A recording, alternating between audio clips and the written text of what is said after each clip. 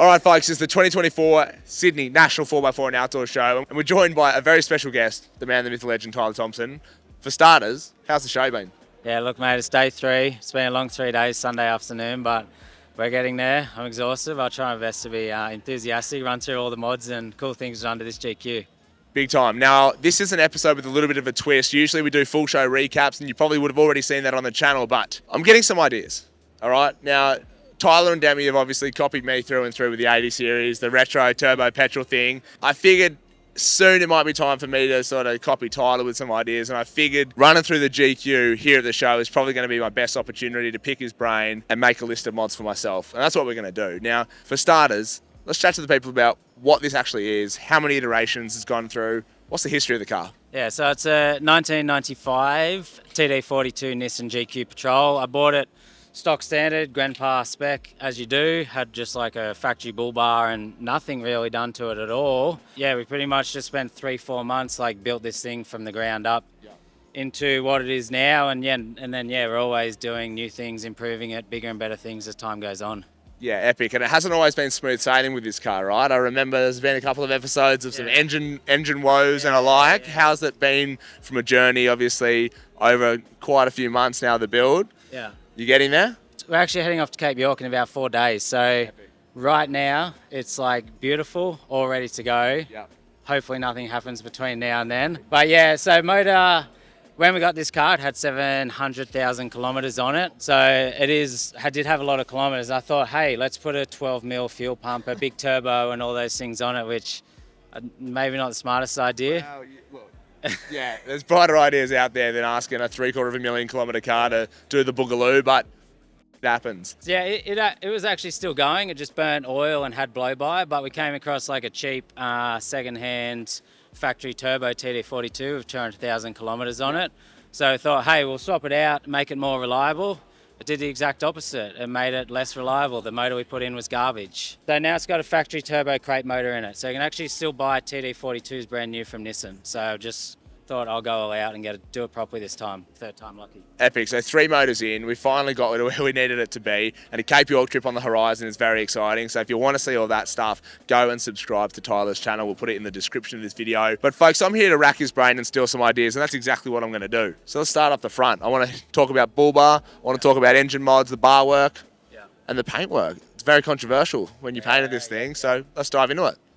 Yeah, beautiful. So starting down the front, it's all custom bar work done by On The Side Fab. He just does custom bar work.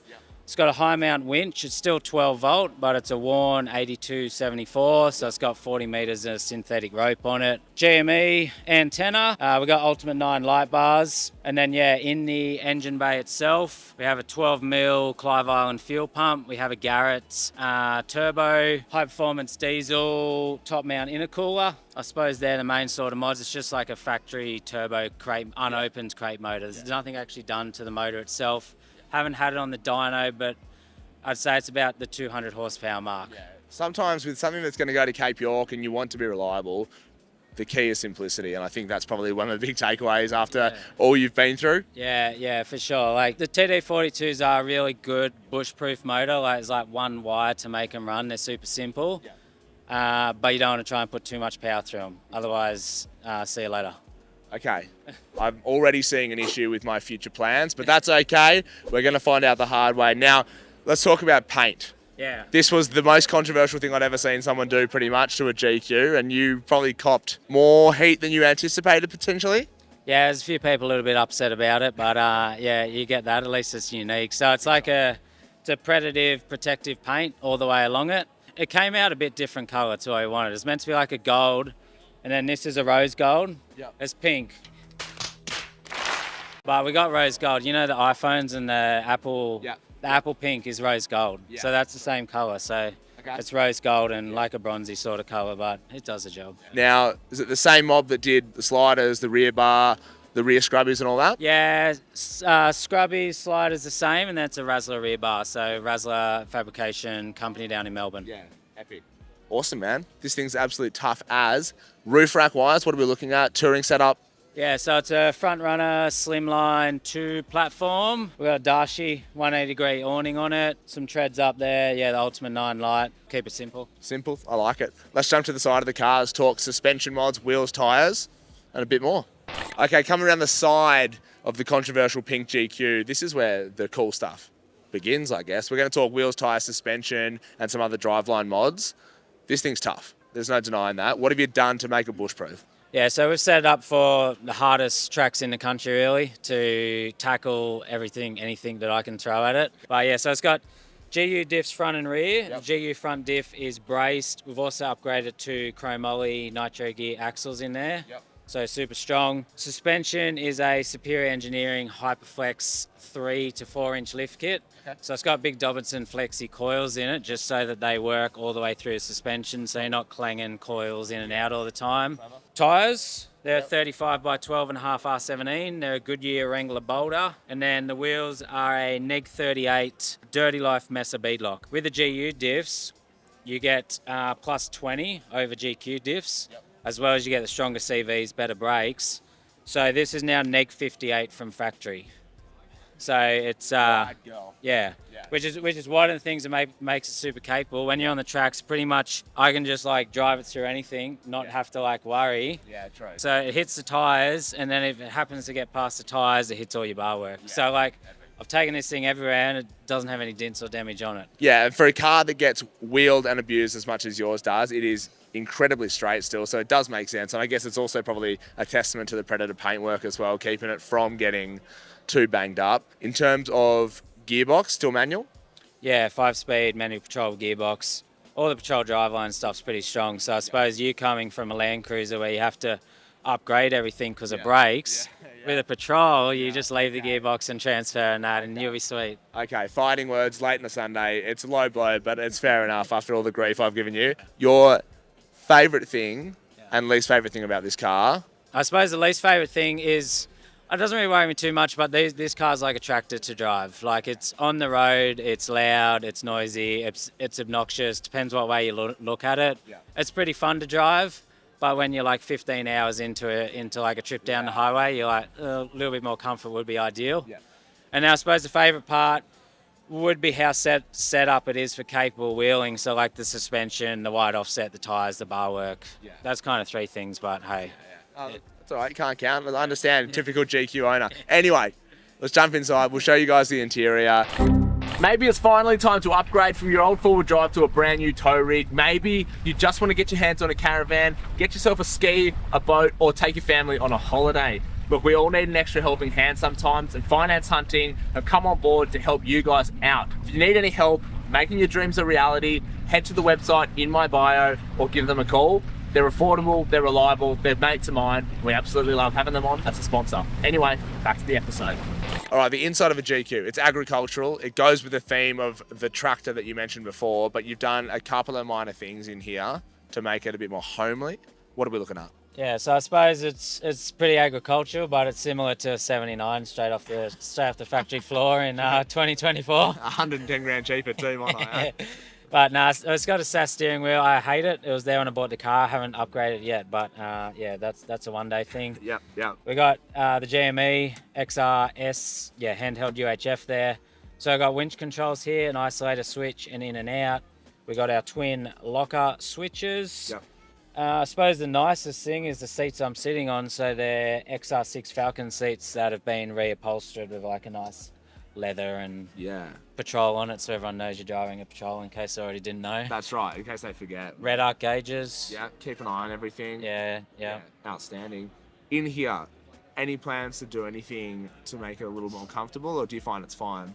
No, it's not too bad. We just like put some more sound deadening and that across the floor. So I got vinyl floor. They're much nicer with carpet. It keeps like the noise and heat down and everything. Yep. But then I like to do hard wheeling in this car. Okay. So the vinyl's good because I can get water and mud in the car and it don't matter. You can just like literally hose it out. There's no computers, wires, anything in this thing. Yep. Actually, I've just put a single ARB air compressor under the seat as well. Yeah, okay. So that's under there. Yeah, epic. I am terrified for this next project. You know what it is. The internet doesn't yet. But looking on the inside of here, I've got a long list of things I'm going to have to change to make it as nice as the 80 series, that's for sure. But I'm excited. we've got a couple of other exciting projects coming up that no one else knows about, but I think we're going to be doing some cool videos coming up very soon. Has there ever been the thought, while we're on the topic of interiors, auto swapping something like this to make it a little bit of a crawlier boy, or are you happy with the manual? Nah, I really like the manual for what this car's built for. Like a manual diesel with reduction gears out the bush is perfect. I honestly hate autos for full driving. Okay. Maybe I've had the wrong one, but my TB48 GU auto is like, yeah, I hate wheeling it compared to this thing. Yeah, right. The autos are really nice on the road, but yeah, I no reason to ever auto swap this thing. It's perfect for what we do. Yeah. And then we spoke before, the rear setup is it's an easy one to go through because there is nothing to go through. Is it just because it's easier for you to have the versatility of a massive empty cargo space, or is it something that's a work in progress? What are we thinking? Yeah, well, we actually just moved houses, and this is the best ute money can buy because there's nothing in the back. There's no back seats, and True. everything went in there. Yeah. But yeah, we just, when we go away, we've got like a single drawer, so we slot a single drawer in, we slot a fridge in. We've got like a wire that plugs into a Red Arc Go block. Yeah. So that powers up. Like I put some boxes at the back. I try not to put too much because the whole idea of this car is tough wheeling. Yeah. And we just keep all the weight forward, low down. We haven't really done anything fancy. We just chuck swags in the back, couple of stretches. Yeah. And yeah, we try and keep it simple. Yeah, epic. Outstanding, man. Let's jump back to the front. We'll wrap this thing up. And yeah, I'm excited for some cool episodes and some cool trips. I'm excited to see what you get up to in Cape York. Yeah. And yeah, beautiful. Lovely. Well, this is probably one of the toughest GQs getting around, certainly in the creator space, and it's given me a lot of ideas. Nice to rack Tyler's brain and get some exciting inside scoops as to how to make mine better in every way. Cape York's coming up. Do you want to give the people a little nugget of information as to what they can expect to see on the Tiles YouTube channel? Yeah, so we've got about 6 episodes planned up there. We're going to film. We've got about 2 weeks to go from Cairns all up. Coach Road, Telly Track, Frenchman's Track, like all the big name ones, all the cool ones. We're going to try and take like the hardest lines we can in these cars and see what we can break. See, try and have as much fun as we can. But yeah, it's going to be an awesome trip. Very cool. Is it GQ and 80 series going? No, 80's not up to something like that yet. So we're going to have my GQ. My dad's freshly built GU we've done for him, and then Berto's coming in his GQ as well. So for three patrols, the best way to keep a trip nice and reliable. Yeah, I don't know about that one. It's also sorry to hear. But anyway, thanks very much for your time, man. Let's leave you to get packed up. The Sydney Full Drive Show never disappoints. It has been an absolutely huge couple of days. I think we're all ready to go home. So shall we? Awesome. If you've liked this, make sure you like and subscribe. Also go and check out Tyler's channel. And as always, we'll see you next Thursday.